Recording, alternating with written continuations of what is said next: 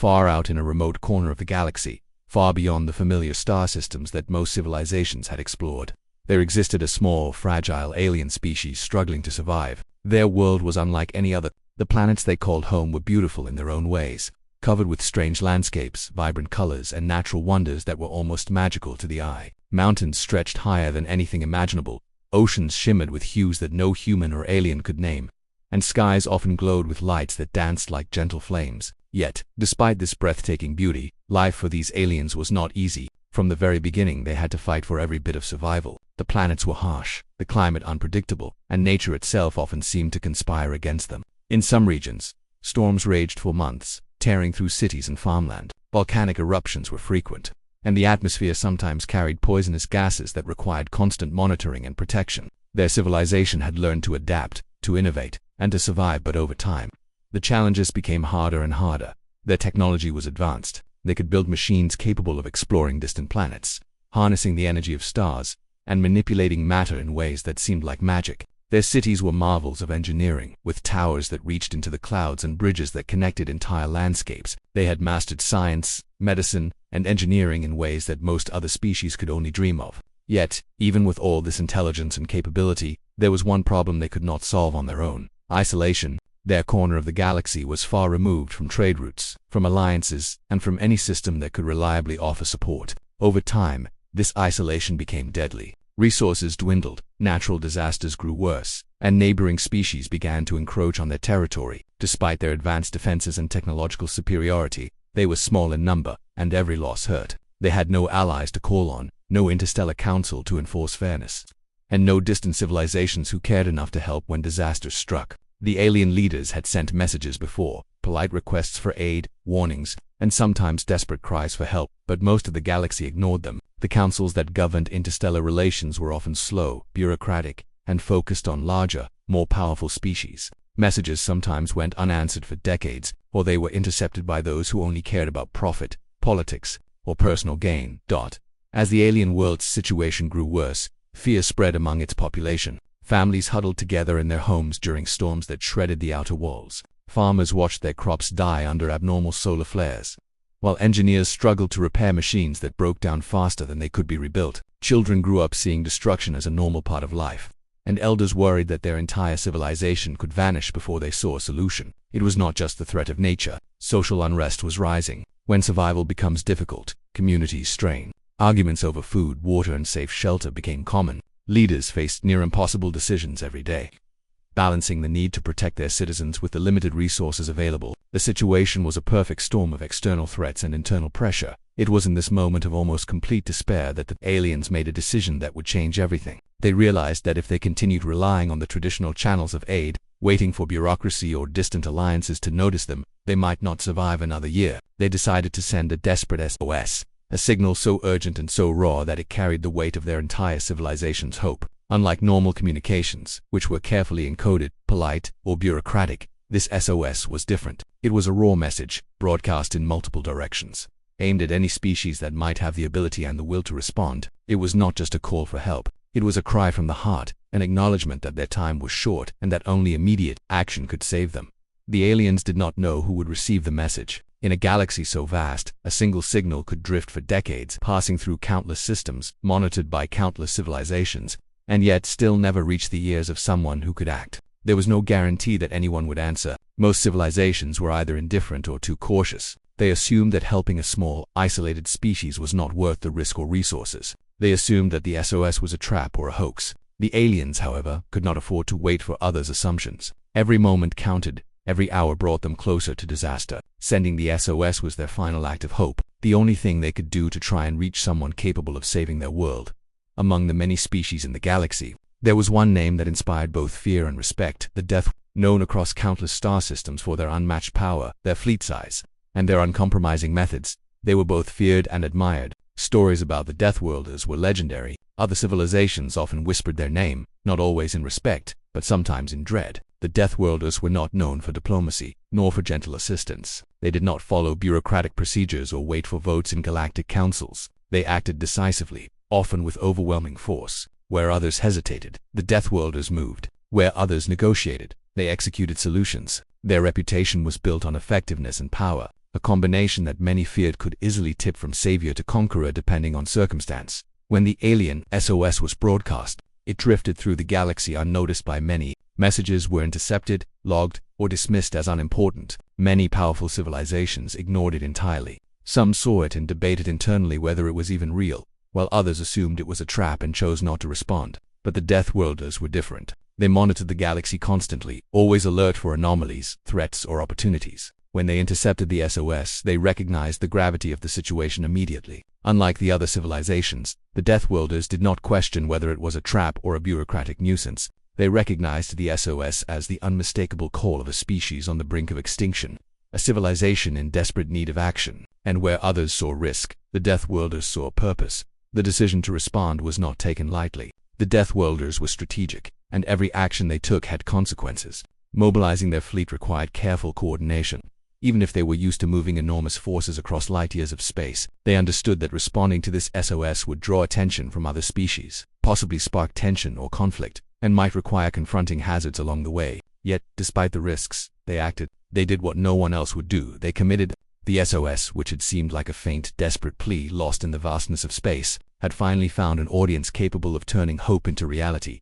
Asterisk for the aliens. Though they did not yet know it, this moment marked a turning point. Their SOS had been sent with no expectation of rescue, no certainty that anyone would arrive. It was a final gesture of desperation, a message sent into the void when all other options had failed. Yet the very act of sending it created a ripple, a possibility that had not existed before. Somewhere across the light years, a force unlike any other began to move toward them, bringing with it the only chance for survival their civilization had left. In their moment of darkest despair, they could not have imagined what was coming. They could not yet understand the full scale of the power responding to their call. But the Deathworlders, legendary and fearsome, had taken notice, and so the stage was set. A small, desperate alien species, isolated and facing annihilation, had sent out a final plea for help. A civilization known across galaxies for its unmatched might had intercepted that plea, recognizing both the urgency and the opportunity. In the vast expanse of space, where countless signals are lost or ignored every day, this one call would not be forgotten. This was the beginning of a chain of events that would alter the fate of an entire species. It was a moment of hope in the midst of despair, a spark in the darkness, a signal that even in the most remote corners of the galaxy, help can arrive from the most unexpected and powerful of sources. The aliens could not see it yet.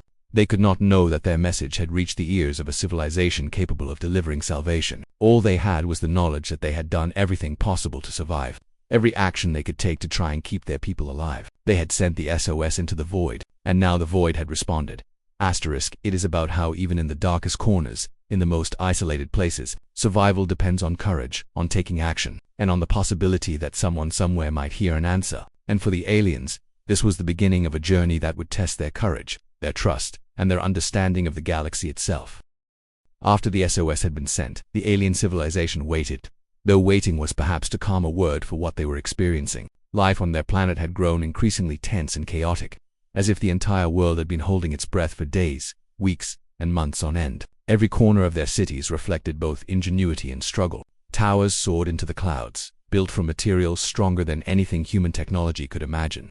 But many of these structures bore the marks of disaster. Storms had torn off sections of walls. Repairs were ongoing, but only temporary solutions could be achieved with the dwindling resources available. Bridges that connected one part of the city to another had to be reinforced constantly because heavy winds and shifting ground threatened to collapse them. In the midst of this, the people moved with urgency, knowing that each day was precious, and that every delay could bring them closer to total disaster. Food was a constant concern. The alien agriculture systems, once highly efficient, were failing under the increasingly unstable weather patterns. Fields that had previously produced enough for entire populations were now yielding less than half. Crops wilted under unrelenting heat, drowned in floods, or became infected by strange alien pests that had never been seen before. The scientists tried to develop solutions: genetically enhanced crops, controlled environment farming, hydroponics, but each method required resources that were already stretched thin. Communities rationed their food carefully, sometimes forcing families to eat less than they should just to make sure everyone survived. Hunger became a daily stress, and the emotional toll was enormous. Parents feared for their children, not only for immediate survival but for the weakening of their bodies and minds over time. Water, which had once been abundant on their world, was now scarce in many regions. Some cities relied on advanced purification systems to recycle water multiple times over. Wells and reservoirs ran dangerously low, and some areas were forced to import water from neighboring territories. Though this was slow, expensive, and often dangerous due to the instability of transportation routes. Every drop was precious. People learned to conserve in ways that affected every aspect of their daily lives. Simple acts like taking a shower became measured events, carefully timed and rationed. Communities taught their children the value of water, and elders would remind everyone constantly that survival depended on using it wisely. Medical care, too, had become a daily struggle. Although the aliens were technologically advanced, their healthcare systems were overwhelmed. Natural disasters and environmental hazards caused injuries that medical teams could barely keep up with. Epidemics broke out occasionally, fueled by malnutrition and poor living conditions. Hospitals and clinics, which were once bustling centers of scientific marvel, were now overcrowded and under-equipped. Doctors and scientists worked tirelessly, often in shifts that lasted far longer than humanly imaginable, trying to heal as many people as possible. Every new patient represented both hope and challenge, and the staff lived with constant stress, knowing that despite their best efforts, some might not survive. The alien society was also facing psychological pressure, living under constant threat, with the sky sometimes filled with violent storms or strange cosmic phenomena, took a toll on mental health. Anxiety, depression, and fear were widespread. Children grew up learning caution and fear as normal parts of life, which, while necessary for survival, also created a generation burdened by stress. Adults often had to put on brave faces, hiding their own fears to keep hope alive for others. But inside, many were deeply worried about the future. Social structures began to fray. Communities that had once been tight-knit began experiencing tension. Arguments over resources, disagreements about leadership decisions, and competition for survival became common. The aliens were intelligent and cooperative by nature, but extreme pressure pushed even the most peaceful communities to the edge. Meanwhile, the leaders of the alien civilization faced decisions that weighed heavily on them. Their governing council had been established centuries earlier, designed for times of growth and prosperity. Now, in this time of crisis, the council struggled to make choices that could save the population without further endangering it. They had to decide how to allocate the last reserves of food, water, and energy. They had to determine which regions would be prioritized for repairs after storms and which would be left until later.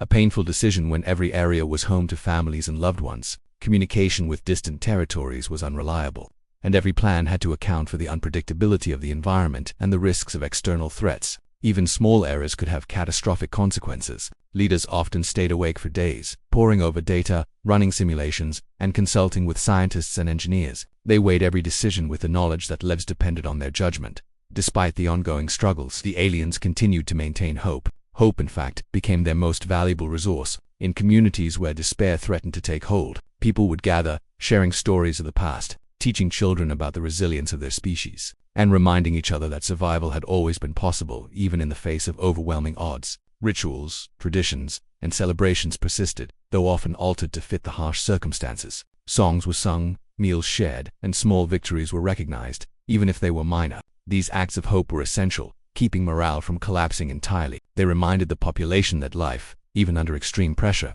was worth preserving. At the same time, the aliens' attempts to communicate with the larger galaxy continued, though with little success. Messages were sent, encoded with advanced technology to ensure clarity, broadcast across multiple frequencies and sectors, yet the majority went unanswered. Many powerful civilizations either ignored the messages entirely, assuming they were unimportant, or responded with long bureaucratic delays that did nothing to address the immediate needs. Some assumed the SOS was a trap, a trick to lure others into danger. Others simply did not care, focused on their own development or struggles. For the aliens, each unanswered message was a reminder of their isolation, a stark confirmation that their survival could not rely on distant alliances. It was a lonely, frustrating, and frightening realization.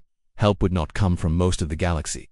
It was against this backdrop of scarcity, fear, and isolation that the aliens realized they had to act differently. Traditional channels, diplomacy, and polite requests for help had failed. The old rules of interstellar society, of waiting for councils to decide or alliances to form, were irrelevant when every day brought new dangers and new losses. The SOS they had sent into space was now their only hope, a final attempt to reach a civilization capable of acting decisively, quickly, and effectively. Unlike other civilizations that required negotiation, permits, and deliberation, the aliens needed immediate intervention. They had no luxury of time, no ability to wait for long debates or careful planning. Meanwhile, the physical environment of the alien planet continued to deteriorate. Storms became more intense, floods spread over farmlands, and certain regions experienced unprecedented heat waves or sudden, violent freezing. Each new environmental challenge tested the aliens' ability to survive. Infrastructure weakened under pressure, and attempts to repair it were often temporary at best. Energy grids faltered, sometimes plunging entire cities into darkness.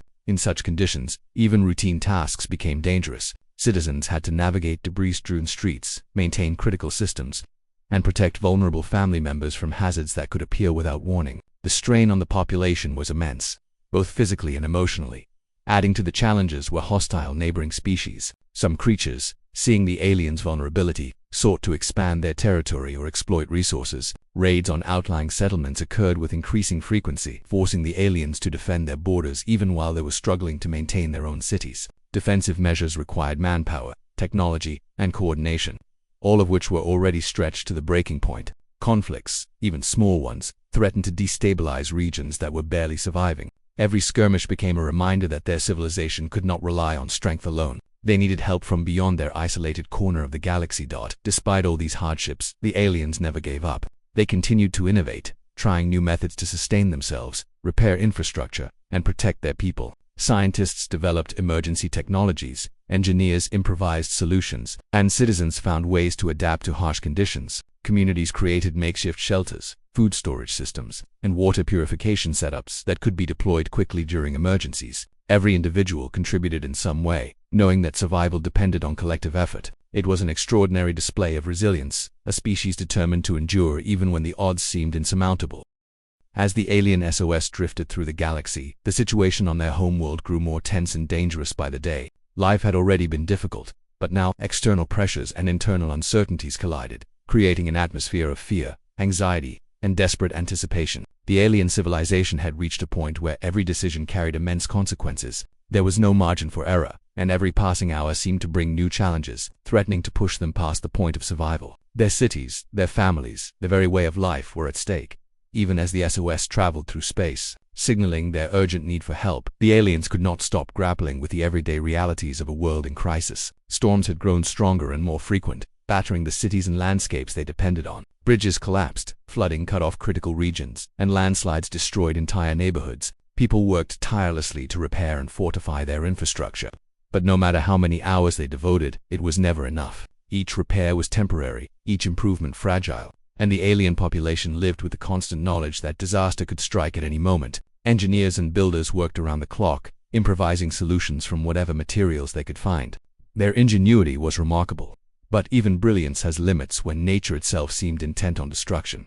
Food shortages became more acute. Crops failed under abnormal weather patterns, and attempts to cultivate new fields were risky because storms or sudden temperature shifts could wipe out progress in a single day. Farmers worked with unwavering determination, planting and harvesting in carefully timed sequences to maximize yield, yet losses continued. Families rationed supplies, calculating meals down to the last portion to ensure everyone had something to eat. Hunger was no longer just a minor discomfort, became a shadow over every household, a silent threat that constantly reminded them of their vulnerability. The emotional impact of scarcity was equally severe. Parents worried for their children, and children worried for their parents. Fear, stress, and fatigue permeated daily life, slowly wearing down even the strongest individuals. Water scarcity added another layer of stress. Reservoirs and purification systems struggled to keep up with demand. Many cities had to implement strict rationing, sometimes limiting usage to a few liters per person per day. Communities had to organize carefully to ensure equitable distribution, but tensions often flared. People became more protective, guarding water supplies against theft or misuse.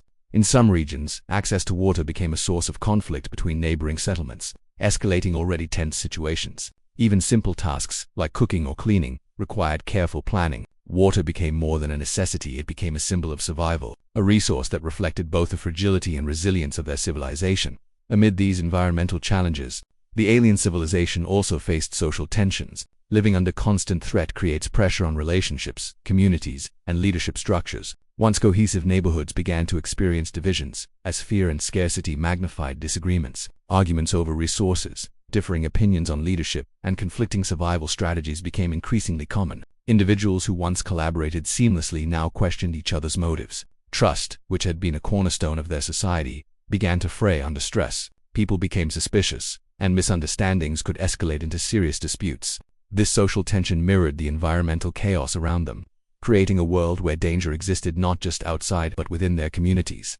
The alien leaders faced unprecedented challenges. Their governing council had been designed for times of growth and prosperity, not for a crisis of this magnitude. Every decision was critical, They had to determine which regions would receive limited resources first, which families could be relocated, and how to allocate the remaining technology and energy. These were impossible choices because no matter what they decided, someone would face hardship. Leaders were aware that each decision carried the weight of countless lives, and every choice had ethical, social, and practical consequences. Sleepless nights became routine as council members debated, analyzed, and recalculated. Even the most logical decisions were complicated by incomplete information, as communication systems were disrupted by storms and environmental damage. While internal pressures mounted, external threats also became more pressing. Neighboring species had noticed the aliens' vulnerability and saw opportunities for expansion or exploitation. Small raiding parties attacked outlying settlements, sometimes stealing food, resources, or technology. The alien military was stretched thin, trying to defend borders while also protecting their cities and vital infrastructure. Every confrontation was risky. Failure could mean loss of territory, resources, or lives. The aliens had learned to fight intelligently, relying on strategy, superior technology, and knowledge of their terrain. Yet no matter how skilled they were, the odds of defending against multiple threats simultaneously created immense strain. Each skirmish became a test of endurance, strategy, and morale. Even as these threats continued, the SOS remained their only hope of survival. Unlike previous messages sent to galactic councils or other civilizations, this SOS was not just a bureaucratic request for it was a desperate plea, a raw and urgent call for assistance. For many citizens, sending the SOS was an act of both hope and fear. It represented their final attempt to reach a civilization capable of responding immediately and decisively. Many wondered if the message would even reach anyone capable of helping. Some feared it would be ignored, dismissed, or intercepted by hostile species. The uncertainty was stressful, adding to the existing pressures of survival. Yet, despite the anxiety, the act of sending the SOS provided a psychological lifeline. It reminded everyone that they had done everything possible to secure aid, that they had reached out to the galaxy in their time of need. Meanwhile, across the vast expanse of space, the SOS was being intercepted by the Deathworld, a civilization both feared and admired for their unmatched fleet and decisive actions. Unlike other species, the Deathworlders did not hesitate. They did not deliberate endlessly over the ethics of intervention or wait for consensus in a galactic council. They recognized the SOS for what it was, the unmistakable cry of a civilization on the brink of extinction.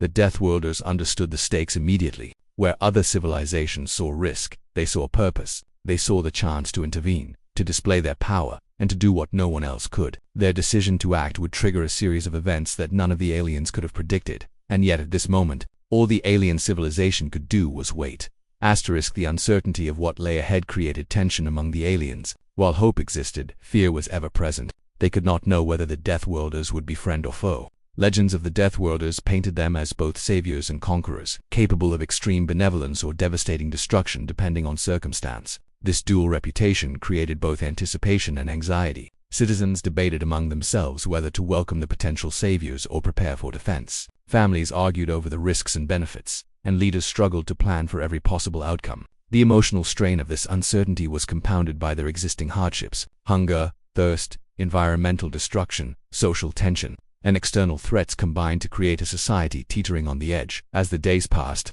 the environmental situation worsened. Storms became more violent and unpredictable, sometimes lasting weeks and destroying entire regions. Floods washed away farmland, and landslides blocked essential transportation routes. Energy systems faltered, plunging cities into darkness. Communication networks struggled to function, making coordination and response more difficult. Even simple tasks became dangerous and exhausting. Citizens moved cautiously through debris-strewn streets, repairing damaged buildings, tending to the sick, and attempting to protect vulnerable populations. Every action carried risk, yet inaction could be even more dangerous. Survival demanded continuous effort, constant vigilance, and an unrelenting commitment to the community. During this time, the aliens' ingenuity shone through. Scientists, engineers, and ordinary citizens worked tirelessly to maintain systems, innovate solutions, and find ways to overcome the environmental challenges. Emergency shelters were created, rationing systems improved, and makeshift defenses were built to protect against natural disasters and hostile incursions. Children were educated in survival techniques, learning how to navigate dangerous conditions, conserve resources, and assist in community efforts. Despite the overwhelming odds, the species demonstrated remarkable resilience. They adapted, they persevered, and they refused to give up. Every day was a testament to their determination to survive, even in the face of near-impossible circumstances. Social cohesion, while strained, became essential. Communities relied on mutual support, sharing resources, knowledge, and labor to ensure survival. Trust, though tested, remained a critical factor. Those who failed to contribute or who hoarded resources faced social ostracism, while those who demonstrated courage and ingenuity became symbols of hope. Leadership was both challenged and strengthened by these circumstances. Council members would have to make difficult decisions under pressure, balancing immediate needs with long-term survival strategies. The alien society, fragile yet resilient, functioned as a complex network of interdependent individuals, all striving to maintain a delicate balance between survival and hope. It was in this precarious context that the arrival of the Death, though unknown to the aliens at the time, would soon become the pivot point of their civilization. The rising conflict, already evident in environmental pressures, scarcity, social tensions, and external threats, set the stage for an extraordinary intervention. The SOS had already begun to work, attracting attention from the only species capable of decisive action. While the aliens struggled with daily survival, the universe had begun to respond in a way they could not yet see. The rising conflict was not merely a physical struggle for survival, it was also a psychological battle. Fear, hope, uncertainty, and anticipation combined to create a tense environment where every decision mattered. Citizens learned to cope with stress, to manage resources under extreme conditions, and to support one another despite exhaustion and fear. Leaders had to plan for multiple contingencies, balancing hope for aid against the reality of ongoing crises. Social cohesion, environmental adaptation, and technological innovation became intertwined in a high-stakes struggle. Every action, every choice, every moment was amplified by the pressure of a civilization on the brink. The aliens were fully aware that their survival depended not only on their ingenuity and resilience but also on the hope that someone somewhere might hear their plea and act decisively. The SOS, now traveling across light years, represented their last chance for salvation. The rising conflict, combining environmental, social, and external pressures, had pushed them to the limits of endurance, testing every aspect of their civilization. And yet, even in this extreme struggle, hope persisted. It persisted in their determination, their innovation, and their unwavering commitment to life itself. The stage was set for a dramatic confrontation between desperation and opportunity, a conflict that would ultimately determine the fate of an entire species. The alien civilization had reached a critical moment. After enduring months of relentless challenges, harsh storms, failing crops, water shortages, and internal tensions, their society was hanging by a thread. Every day felt like walking a tightrope over an endless abyss, where a single misstep could plunge the population into chaos and devastation. The strain on the citizens was immense. Fatigue weighed on every individual. Parents struggled to keep their children safe. Scientists pushed the limits of their technology, and leaders made impossible decisions that haunted them day and night. Even the most resilient members of society were beginning to wonder if they could endure any longer. The environmental disasters that had been building finally reached their peak. The most powerful storms the planet had seen in centuries struck simultaneously, battering multiple regions at once. Torrential rains flooded cities, winds tore roofs from buildings, and lightning struck vital infrastructure, destroying energy grids and communication networks. Farmlands that had miraculously survived previous disasters were now completely destroyed, leaving communities with no food reserves. Entire water systems were compromised, leaving thousands without access to clean drinking water. The sheer magnitude of destruction created a sense of helplessness that spread across the population. Panic, fear, and despair became constant companions, and many citizens felt as if the world itself was conspiring against them. Amid this chaos, social tensions escalated dramatically. Communities that had once worked together in difficult times now found themselves in conflict over dwindling resources. Arguments over food, water, and shelter became heated, sometimes escalating into physical confrontations. Distrust and suspicion grew as individuals worried that others might hoard supplies or take advantage of the situation. Families already stressed by environmental pressures now faced emotional strain as they navigated interpersonal conflicts. Even leaders struggled to maintain cohesion. Council members, tasked with overseeing the survival of the entire civilization, faced immense pressure as they attempted to allocate resources fairly and make life-worth decisions. Each choice they made had consequences that could ripple across the planet, sometimes with devastating effects. In addition to these internal crises, external threats loomed. Neighboring species had grown more aggressive, sensing weakness in the alien population. Raids became more frequent and more violent, targeting settlements, resource depots, and infrastructure. The alien military, already stretched thin, struggled to defend every vulnerable location. Each battle required careful planning, precise coordination, and quick decision-making. Mistakes could result in the loss of territory, the destruction of vital resources, or even death on a massive scale. The combination of environmental disasters, social tension, and external aggression created a pressure cooker situation, one that threatened to overwhelm the entire civilization. It was in this context that the aliens reached the breaking point. The term breaking point does not fully capture the intensity of the situation. It was as if every strain, every challenge, every fear they had experienced over the months had converged into a single overwhelming moment. The citizens could no longer continue as they had. Exhaustion, anxiety, and despair reached critical levels. Families were separated as some sought shelter while others searched for food or water. Entire neighborhoods were evacuated due to flooding or structural collapse. Communication systems were down, making coordination difficult, and the alien leaders were forced to make split-second decisions under extreme stress. The breaking point was not just about physical survival, it was psychological, emotional, and moral. The population was tested in ways no one had anticipated, and every individual felt the weight of responsibility and fear pressing down upon them. At this moment of maximum crisis, the aliens had no choice but to place their full trust in the SOS they had sent. For months, they had hoped that someone, somewhere, would respond. But hope alone could not sustain them in the face of immediate danger. Now, with their cities crumbling, their resources depleted, and their population at risk, they understood that survival depended entirely on external intervention. The SOS, which had once been a distant hope, now represented their only chance. Every individual, from the youngest child to the oldest elder, understood that their future depended on someone powerful enough to reach them quickly and act decisively across the galaxy. The Deathworlders were moving in response to the SOS. Unlike other civilizations, they did not hesitate. Their fleet, vast and formidable, advanced through space with precision and determination. Each ship was equipped with advanced technology capable of stabilizing planets, providing resources, and defending against any potential threat. Their arrival was not just a matter of hope, it was a force of nature, a solution unmatched by any other species. For the aliens, however, this reality was still unknown.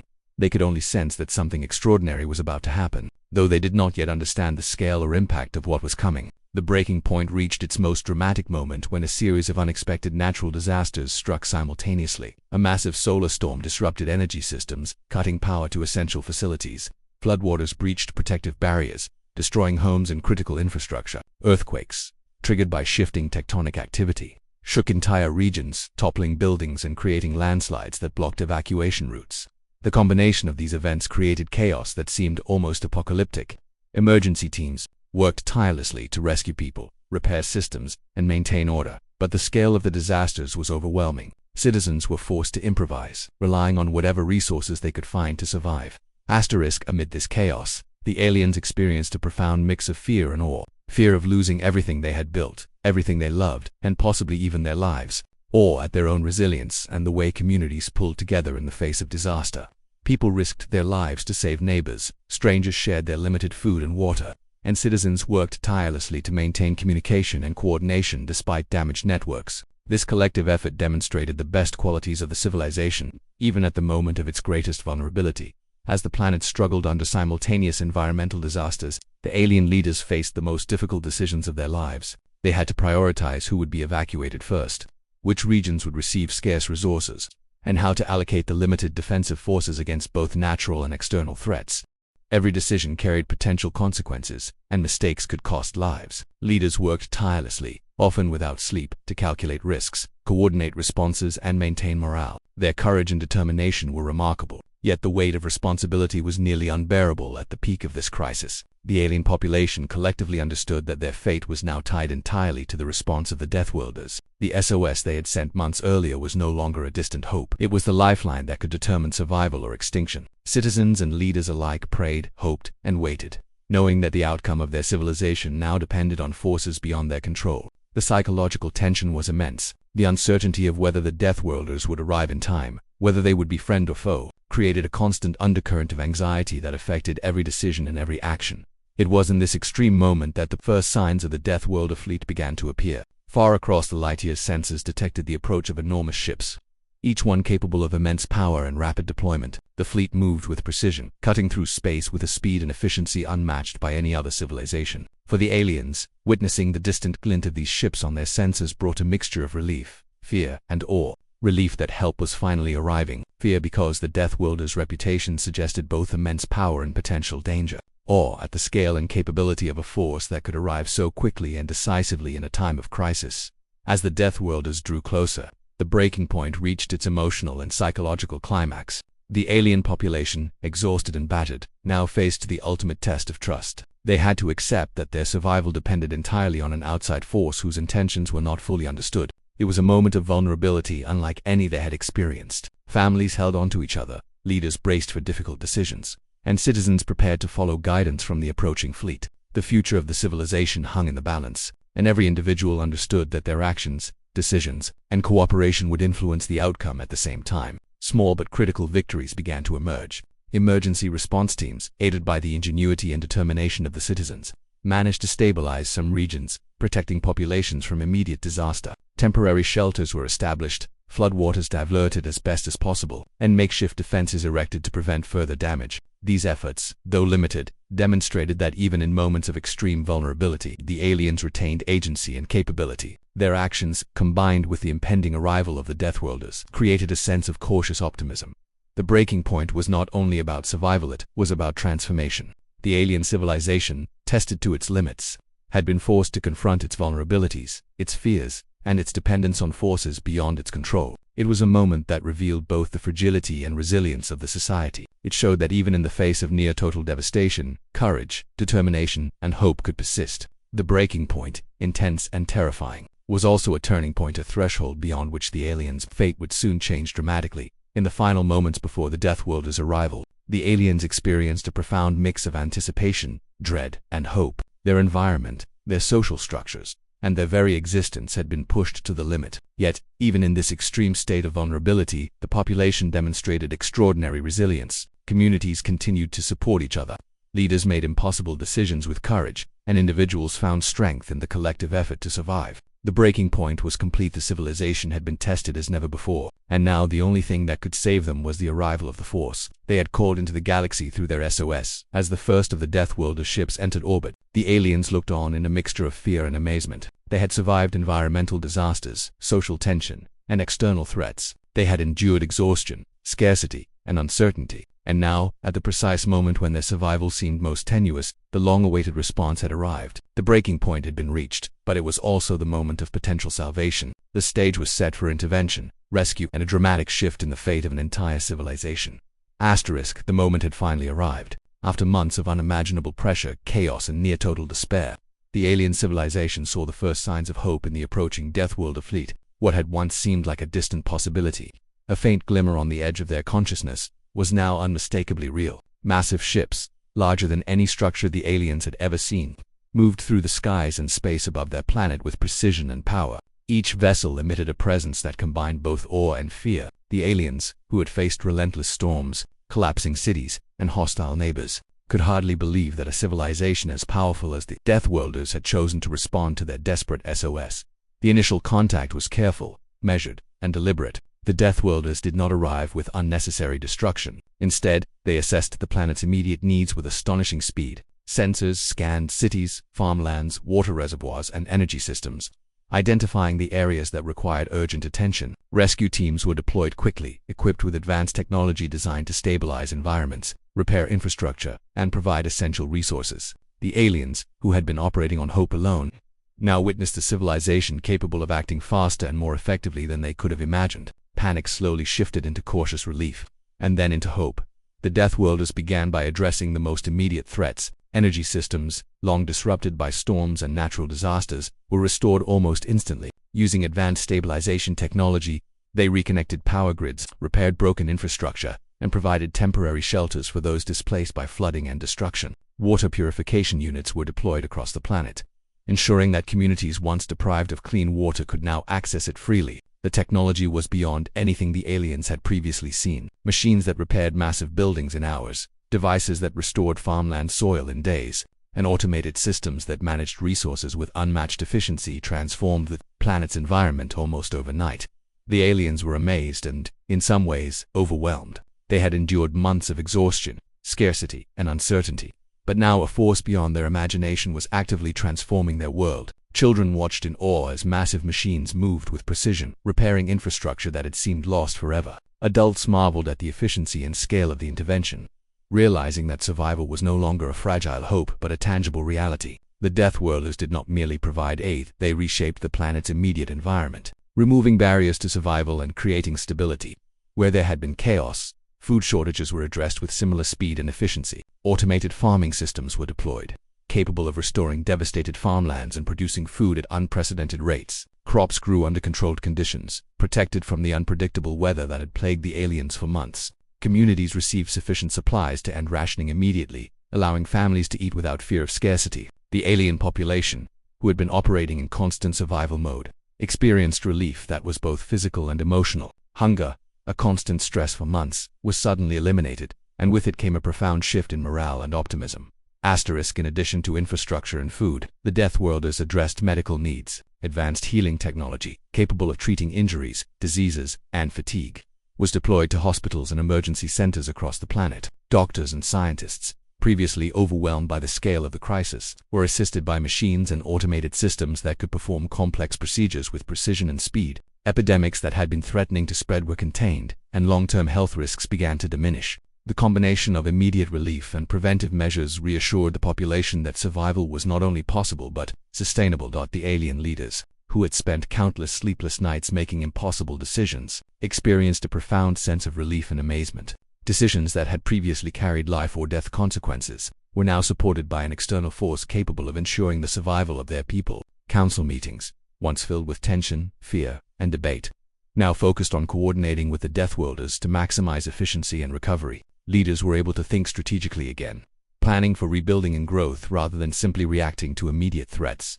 This shift allowed them to reclaim their sense of agency while still benefiting from the unparalleled capabilities of their new allies. Social tensions, which had escalated during the months of crisis, began to ease. The immediate pressure of survival was relieved, and communities were able to rebuild trust and cohesion. Shared experiences of hardship, combined with the relief provided by the Deathworlders, strengthened social bonds. People began to celebrate small victories, repair relationships, and reconnect with neighbors they had been estranged from during the worst of the disasters. Families, once living in constant fear, could now enjoy stability and security. The psychological impact of relief was immense. Hope, which had been a fragile and distant concept, became tangible and real. At the same time, the aliens observed the Deathworlders' unparalleled efficiency and power. While there had been fear of what this civilization might do, the aliens quickly realized that their presence was not a threat but a lifeline. The Death operated with precision and purpose, prioritizing the needs of the planet's population above all else. This inspired a mixture of gratitude and admiration. Stories of the Deathworlders' capabilities spread across the planet, inspiring awe and reinforcing the understanding that the SOS had been answered by the only species capable of resolving the crisis. The aliens' trust, carefully tested over months of fear and uncertainty, was now validated. The resolution was not limited to immediate relief. The Deathworlders implemented long-term measures to prevent future disasters from reaching the scale of the recent crises. Advanced climate stabilization systems were installed to regulate extreme weather patterns. Resource management technologies ensured that water, food, and energy could be distributed equitably and sustainably. Defensive systems were enhanced to protect against external threats, including hostile neighboring species. The alien civilization, which had been vulnerable and isolated, now had the support of a partner capable of ensuring safety, stability, and growth for generations to come. The population's transformation was remarkable. What had once been a society consumed by fear, scarcity, and desperation became a civilization filled with hope, security, and renewed purpose. Children who had grown up amid destruction now saw a future full of possibilities. Adults, burdened by months of survival pressure, could finally consider rebuilding their lives, communities, and culture. Leaders who had been forced to make nearly impossible decisions could now focus on planning for sustainable development and long-term growth. The alien civilization, once on the brink of collapse, had been restored not just to survival but to a position where it could thrive. In addition to physical and social restoration, the resolution had a profound psychological impact. Citizens experienced a renewed sense of trust, both in their own resilience and in the possibility of receiving aid from beyond their planet. The SOS, which had been a desperate plea sent into the void, had been answered by the only civilization capable of providing meaningful help. This validation reinforced the idea that taking action even in moments of extreme vulnerability can create opportunities for survival and transformation. The population learned that hope is not passive. It is a force that can inspire action, endurance, and courage. The Deathworlders' intervention also created new opportunities for collaboration and learning. Alien scientists, engineers, and leaders were able to observe and work alongside the Deathworlders, gaining insights into advanced technology, logistics, and strategy. Knowledge transfer began immediately, empowering the aliens to manage and maintain the new systems introduced to stabilize their planet. This not only ensured long-term survival but also laid the foundation for a civilization capable of thriving independently in the future. The aliens realized that the SOS had not only saved them from immediate disaster but had also transformed their civilization's potential for growth and advancement. As the immediate threats were neutralized and the planet stabilized, celebrations began across the alien world. Communities came together to honor both the resilience of their own species and the unprecedented support provided by the Deathworlders. Public gatherings, festivals, and ceremonies marked the transition from crisis to recovery. Citizens expressed gratitude, shared stories of survival, and reflected on the extraordinary events that had unfolded. The collective memory of the disaster, combined with the relief of intervention, created a sense of unity and purpose that strengthened the social fabric of the civilization. The Deathworlders had intervened not with hesitation or uncertainty, but with overwhelming capability, providing both immediate relief and long-term stability. The alien civilization, once on the verge of collapse, had been transformed into a society capable of recovery, growth, and resilience. This moment marked a turning point not only for survival but for the evolution of the civilization itself. The aliens reflected on the journey that had brought them to this point. The months of struggle, despair, and near-total vulnerability had tested every aspect of their society: physical, social, emotional, and moral. Yet, through endurance, hope, and decisive action in sending the SOS, they had reached a moment of transformation. The Deathworlders' intervention had not only resolved the immediate crises but had also empowered the aliens to envision a future where they could thrive, innovate, and grow beyond the limitations imposed by their earlier isolation and vulnerability. The planet itself began to recover. Cities rebuilt with advanced technology, farmlands restored to productivity, and ecosystems stabilized under careful monitoring. Citizens resumed their daily routines, now enriched by a sense of security and possibility. Families, once fractured by disaster and stress, reunited and strengthened bonds. Communities rebuilt trust and cooperation, while leaders integrated lessons learned from both the crisis and the Deathworlders' intervention into long-term strategies for governance and development. The alien civilization, once on the brink of extinction, now had the foundation to flourish. The resolution was more than the end of immediate danger. It was a transformation of society, environment, and mindset. The alien civilization had endured unimaginable pressure, witnessed the limits of their own resources, and faced near-total collapse. Yet, through resilience, hope, and the decisive response of the Deathworlders, they had not only survived but emerged stronger, wiser, and more capable than ever before. The SOS that had been sent in desperation had been answered by the only force capable of ensuring true salvation. In this resolution, the aliens discovered a profound truth: even in the darkest moments, decisive action, courage, and hope can create outcomes that surpass even the greatest fears. The chaos had ended, and the alien civilization finally had a moment to breathe. The storms had subsided, the floods had receded, and the relentless pressure of daily survival had eased. Thanks to the arrival of the Deathworlders, the planet, once teetering on the edge of total collapse, now had a chance to heal. Yet, even as the immediate dangers faded, the population faced a new and complex challenge: understanding what had happened, what they had survived, and what their future might look like. This period of aftermath and reflection was not about rebuilding alone. It was about learning from the ordeal, reshaping society, and rethinking the place of the civilization in the larger galaxy.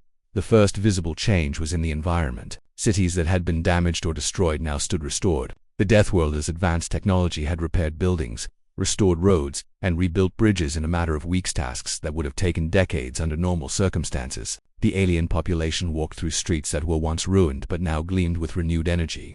Public spaces were cleaned, markets reopened, and the sounds of daily life gradually returned. Children ran through streets once filled with debris, their laughter a stark contrast to the fear and despair that had dominated the recent past. The visual transformation of the planet served as a tangible reminder that survival had not only been achieved but that life could flourish again. Food and water, which had once been scarce and rationed, were now abundant. The death systems ensured that farmlands were fertile, crops grew quickly and reliably, and water purification units provided clean drinking water to every community. For the first time in months, citizens could eat freely without anxiety about the next meal. Families gathered around tables, sharing meals and enjoying moments that had once seemed impossible. The psychological impact of this abundance was profound. Hunger and thirst, which had been constant sources of stress, were no longer a concern, allowing individuals to focus on rebuilding their lives, nurturing relationships, and participating in community efforts. The simple act of sharing food became a symbol of stability and hope. The alien leaders had a critical role to play during this reflection phase. Having survived the breaking point, they now had the opportunity to assess their decisions, learn from past mistakes, and plan for a stronger and more resilient future. Council meetings shifted from crisis management to strategy and long-term development. Leaders evaluated how the society had responded under pressure, identifying both strengths and weaknesses. They studied the methods and technology introduced by the Deathworlders, seeking to integrate these into their own systems to prevent future disasters. Lessons about resource management, social cohesion, and emergency planning became essential knowledge, ensuring that the civilization would be better prepared for any challenges ahead. Socially, the aftermath created opportunities for healing and growth. Communities that had been strained under months of scarcity and fear began to rebuild trust and cooperation. Neighbors who had argued over limited resources now found common purpose in reconstruction efforts. Shared experiences of survival became a source of collective identity, strengthening bonds between individuals and groups. Citizens organized community projects, rebuilding homes, public spaces, and infrastructure together. The collaborative efforts fostered a renewed sense of pride and unity. People realized that while external aid had saved them, their own resilience and cooperation had been equally critical in ensuring survival. The psychological effects of the crisis were complex. For many, relief and joy were accompanied by lingering trauma. Individuals who had lost loved ones, experienced prolonged fear, or endured extreme hardships needed time to process their experiences. Support networks emerged organically, with families, friends, and community members providing emotional care. Leaders also facilitated organized counseling and social programs to help citizens cope with the psychological aftermath. Children in particular required guidance to understand the events they had witnessed. Schools incorporated lessons about survival, resilience, and hope, turning past trauma into opportunities for learning and personal growth. The civilization recognized that mental health was just as important as physical recovery. Education became a central focus during this period of reflection. The aliens understood that knowledge was a key factor in preventing future crises. Scientists, engineers, and scholars worked to document the events of the disaster, analyze what had gone wrong, and develop strategies for long-term resilience. Children and young adults were taught not only traditional subjects but also emergency preparedness, resource management, and environmental stewardship. The lessons of the crisis became embedded in the culture of the civilization, ensuring that future generations would carry both the memory of survival and the skills necessary to face any challenges that might arise.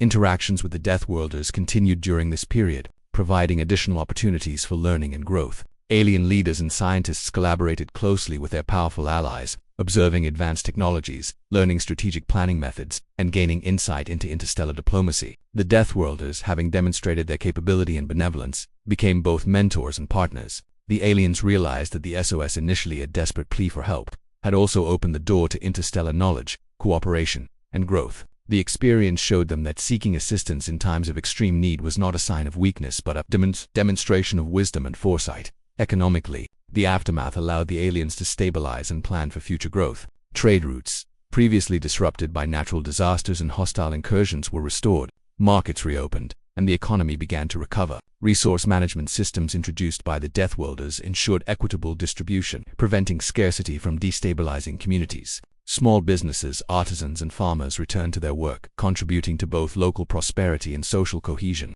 The combination of immediate aid and long-term planning allowed the civilization to transition from survival mode to sustainable development, creating conditions for innovation and advancement. Citizens asked themselves fundamental questions about vulnerability, interdependence, and the place of their civilization in the galaxy. They realized that their survival had depended not only on their own resilience but also on the intervention of a civilization vastly more powerful than their own. This recognition inspired both humility and gratitude. Cultural expressions, art, literature, music began to reflect themes of resilience, hope, and the importance of interstellar cooperation. Stories of survival, of the Deathworlders' intervention, and of the lessons learned were shared widely, becoming part of the collective memory and identity of the society. The aliens also considered how they might prevent similar crises in the future. Investments were made in advanced technology, environmental monitoring systems, and emergency preparedness infrastructure. Communities developed contingency plans, created reserves of food, water, and energy, and trained emergency response teams. Leaders established protocols for rapid communication with allies across the galaxy, ensuring that future SOS signals could be answered even more efficiently. That civilization understood that survival required proactive planning, not only reaction, and that the lessons of the crisis could serve as a blueprint for future stability and security. During the crisis, tensions and conflicts had arisen, sometimes resulting in violence or loss. With the immediate threat removed, the aliens could engage in diplomacy, negotiate peace agreements, and establish cooperative arrangements that promoted regional stability. The combination of recovery, reflection, and external guidance helped prevent old hostilities from reigniting, fostering an environment in which collaboration could replace competition and fear. Emotionally, the alien population experienced a profound sense of renewal. The months of fear, scarcity, and uncertainty had tested every individual, but the experience also strengthened their resilience, resourcefulness, and sense of community. Survivors carried the knowledge that they had endured near extinction and that, through cooperation, courage, and the assistance of powerful allies, they had emerged stronger. This sense of achievement and resilience became part of the cultural identity, inspiring future generations to value preparedness, cooperation, and hope. As time passed, the aliens began to integrate the memory of the crisis into their collective consciousness. Monuments, museums, and educational programs were established to commemorate both the challenges faced and the interventions that saved them. The story of the SOS and the Deathworlders' response became a central narrative, emphasizing the importance of vigilance, cooperation, and interstellar alliances. Citizens reflected on their own resilience while honoring the power and wisdom of those who had answered their call. The past was not forgotten. It was transformed into a guiding force for the present and future. Individuals who had faced extreme hardship developed new perspectives on life, relationships, and priorities. Families became closer, communities stronger, and leaders wiser. Citizens gained a renewed appreciation for the small things: clean water, reliable food, stable housing, and the simple joy of safety. The experience of the crisis and the intervention had reshaped the way individuals thought about their place in the world and their responsibilities to one another. Empathy, collaboration, and foresight became central values in the society, replacing fear, suspicion, and reactive behavior. Rebuilding a civilization after near collapse required sustained effort, careful planning, and ongoing collaboration. Some regions, heavily damaged by natural disasters, required years of reconstruction. Psychological scars persisted for many individuals, and the memory of scarcity and danger remained vivid. Yet, the combination of immediate intervention, technological support, and societal resilience ensured that these challenges could be overcome. The civilization, once on the brink of extinction, had the tools, knowledge, and experience to not only recover but thrive. The reflection also encouraged the aliens to strengthen their interstellar presence. Having experienced firsthand the value of allies, they began building communication networks and partnerships with other civilizations, learning the importance of cooperation and preparedness on a galactic scale. They realized that survival was no longer a matter confined to their planet. It was connected to the broader galaxy, where collaboration, intelligence, and proactive action could prevent future crises. The SOS had not only saved them but had fundamentally changed their understanding of their place in the universe. The aliens also cultivated gratitude. They recognized the courage and efficiency of the Deathworlders, whose intervention had transformed their society. They reflected on their own resilience, perseverance, and determination, which had allowed them to survive long enough for help to arrive. The combination of external aid and internal strength became a source of pride and inspiration. The society emerged not only intact but also wiser, stronger, and more capable of facing future challenges with confidence. The alien civilization had fully embraced the lessons of the crisis. They understood that survival required preparation, resilience, collaboration, and the courage to ask for help when necessary. The SOS, once a desperate plea, had become a symbol of hope, foresight, and the interconnectedness of civilizations. The experience left the aliens stronger, more united, and more prepared for the challenges of both their planet and the galaxy beyond. The aftermath and reflection transformed their society, embedding lessons, gratitude, and resilience into the very fabric of their civilization.